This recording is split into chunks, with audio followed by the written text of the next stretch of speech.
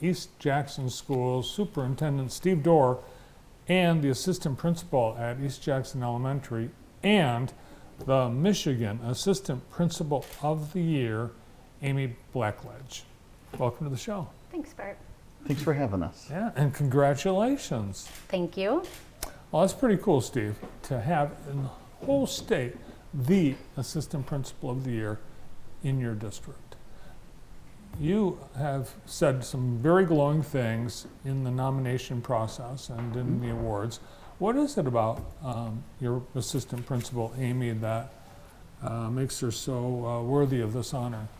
I don't think we have enough time for me to go through everything, but I would say that we've known for quite some time that Amy's awesome, does a wonderful job, steps up to the plate as a team player, is there as a servant leader for the kids. And now the rest of Michigan and the country knows it. I can tell that you love the district, you love the school, you are a product of East Jackson Schools. I am. So I attended Bertha Robinson Elementary and then the middle school and the high school.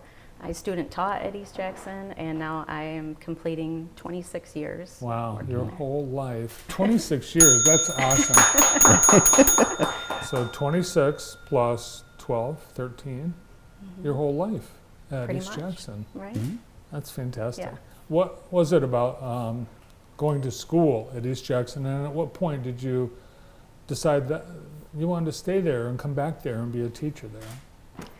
Well, I really enjoyed my time there, and once I graduated, while I was in college, I still coached some volleyball and softball, and so I just enjoyed being with kids. And then when it was time to student teach, I was hoping I could student teach at East Jackson because then I could continue coaching and not, miss any of that. And then I was lucky enough to get a job at Memorial Elementary is where I started, and the rest is history. The rest is history. I know during the pandemic, a very, very tough time for all those in education.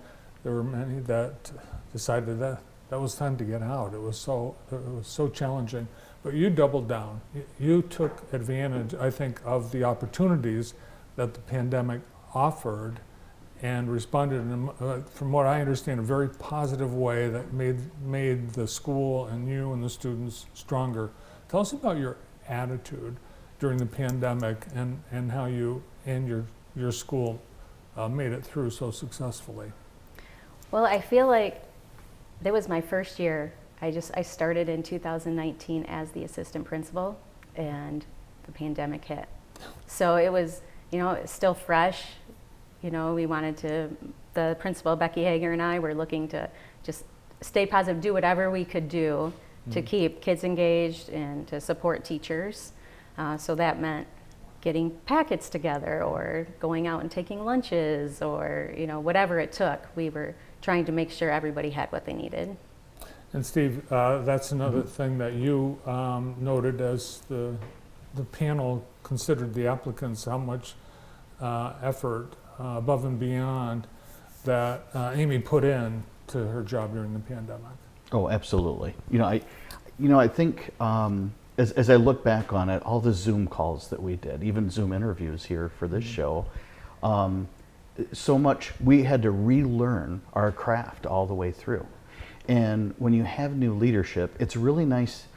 I mean, the blessing here isn't just that Amy stepped up and did a good job. It's that Becky and Amy work extremely well together. They complement each other well. Both of them have been in the classroom and understand and can empathize with the teacher and what we were all going through to basically make sure that the students' needs were met.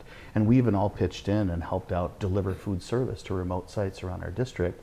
And this is at a time, that the most trying time. The shelves were empty, even if you could get to the store, right? Early in the pandemic. So we stepped up and did what was necessary, absolutely. And it's nice to have someone that, like I said, can empathize with the role of a teacher, understands what students are needing, and was in that key leadership role at that key moment in time. Yeah, it's cool. I think you had teachers, you were reading with the kids when you delivered the lunch during the time you couldn't be in the school. Reading's important too. You have, I heard you put a vending machine We did. in the school. That's one of my favorite things. So, Oh, that's right. yeah, that was, I saw that and just thought I really needed that. So we wrote a grant, and we were lucky enough that the John George Trust supported that. Very And so, popular, and there's yes. no Pringles in there. There's not. The kids want to know if a real quarter will work, but no, they have to have a special token. And they earn tokens in order to Yes. buy books. Yep. Yeah. Yep. Very cool. Well, let's take a look at some of the pictures from some of the goings on in the district in Okay. these last few days of school. Tell us about what we're seeing. This is just morning time with our Young Fives class. Mrs. Hager and I go around the building and say good morning to each class. And this is kind of their time after breakfast. They're doing a little bit of centers. And so I just kind of hopped in and just to kind of talk with the kids, and then I'm on my way. So this was a while ago, but we had an assembly with the magician, and the little kids were excited because I disappeared. And I came back with delay because they thought I was in Hawaii and when I was missing, and then I came back with the sunglasses. Great musician. This is just our reading month celebration. It was pajama day, and our theme was to read a very good book. So we have our bear pajamas. Mm-hmm. And we have Trojan Treat Night every year where the teachers and staff decorate the building. We turn the lights down. So we're unicorns pretty consistently. How many different animal costumes do you own? Pretty much those two. That's pretty much all I have. But yeah. Yeah, the teachers decorate their doors for that Right, event, yeah. and then they get to trick or treat through the elementary building. And they also get a book from their homeroom teacher. that's neat. This is our Girls on the Run team this year. There's about 18 students participating. We have 5 coaches, 4 teachers, and our principals. So we have Ms. Chapman and Ms. Fleming and Ms. Nags and Mrs. Mejia and Mrs. Hager who coach. And this was their practice run. So they'll run this Sunday at EMU. Oh, wow. Yep, for their final 5K. I was at East Jackson Elementary just before the pandemic when they were doing a run. They run during school.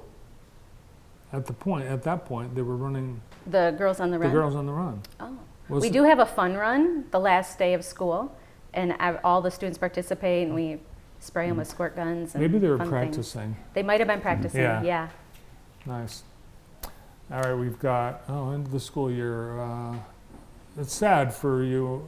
You lose your kids move on to the next Yep. building. Your kids move on out after graduation. We blinked, it's almost graduation time. It's next Yeah. Friday. Yeah. And May tends to go pretty quickly. We had a couple other ones. I don't know if I showed you or shared the picture of the White House brick. Well, we got to talk about that. Yeah. So we don't have the picture, but we're going to go out there and get a shot of it because Sure. you've got a very significant piece of history Yes. at the elementary school. Yes, at the elementary Now, school. yes, and it was at Memorial Elementary. And that's been moved and rededicated at the elementary now. The original vision, it happened 17 years before I was born. So we're talking about things that happened long, long ago during the Truman administration.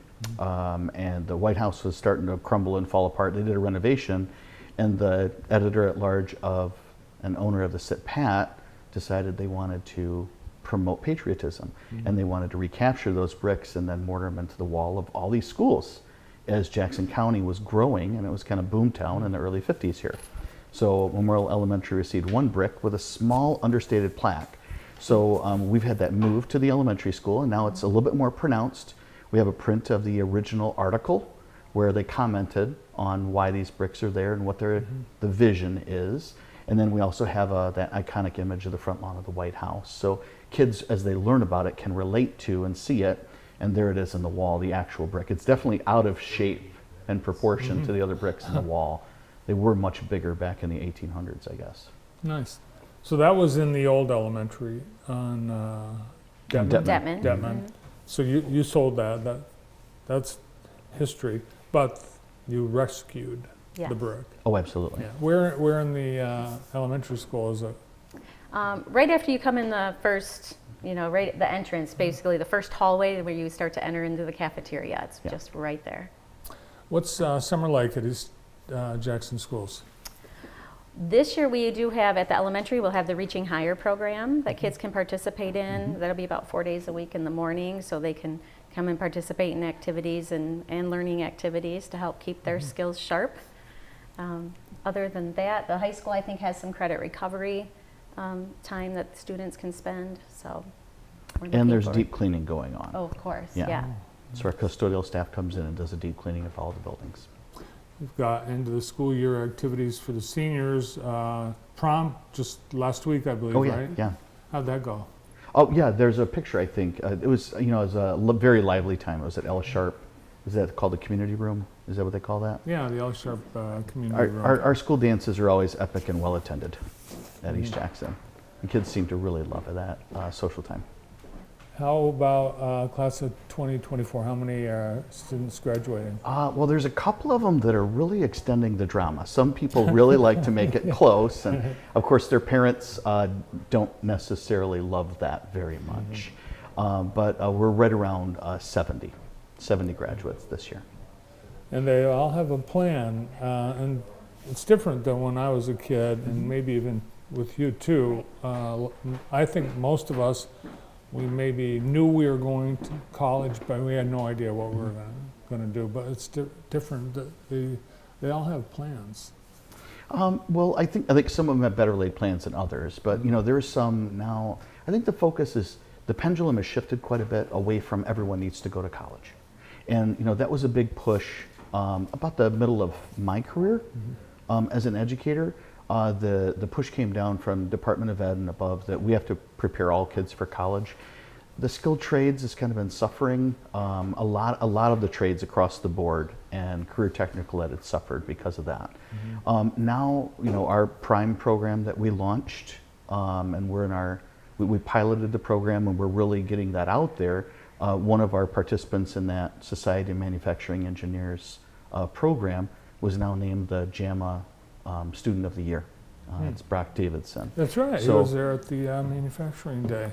Yeah. So it's very, very exciting, the results we're seeing, and we just launched that program. We've got a couple of community partners that are looking upstream into high school to see how can we get more people interested in the skilled trades. So Technique has come to the table, Lomar has come to the table, and there's some other manufacturing agencies that are still talking about that. But we were able to get a grant from Society of Manufacturing Engineers Educational Foundation, and we now have a lab outfitted to teach mechatronics and robotics. What we're finding is it's really whetting the appetite for students to go along that path because they start to enjoy it. As a math and science teacher, I love the fact that now they're getting in and applying it with the tools of trade right in their hand. Yeah, Brock honored, and I think he couldn't even be there, he was so busy, but he's gone on to Washtenaw Community College. But I understand he's been coming back and helping students in his old school at East Jackson get interested and involved in manufacturing. So. Yeah, there's a big push for this now, and I think one of the limiting factors in all of the growth for a lot of our area agencies, what they tell us is they can't find the people to grow their company and accept more contracts. So that's a really positive development. Nice. Did we find some more pictures, Brandon? They looked. Oh, we looked. We couldn't find them. Oh, we did. Okay. They must have. They probably fell between the seat on the way here. Why did they design it with the area right between the seat and the console? I don't know. All right, next time we'll look at them. Thanks for coming in. Thank you. And congratulations. Thank You're going to you. go to Detroit for a big awards ceremony. I am. Yep. I get to go to Nashville as well. Oh, wow. That's Yeah, awesome. for the national conference. So Well, congratulations. All of Jackson is proud of you. thank you. Have a great summer. Thank you. Thanks so much, Congratulations Bart. to the You too. class of All right. 2024 at EJ. Superintendent Steve Dorr and Assistant Elementary Michigan Assistant Principal of the Year, Assistant Principal at EJ Elementary, Amy Blackledge. A lot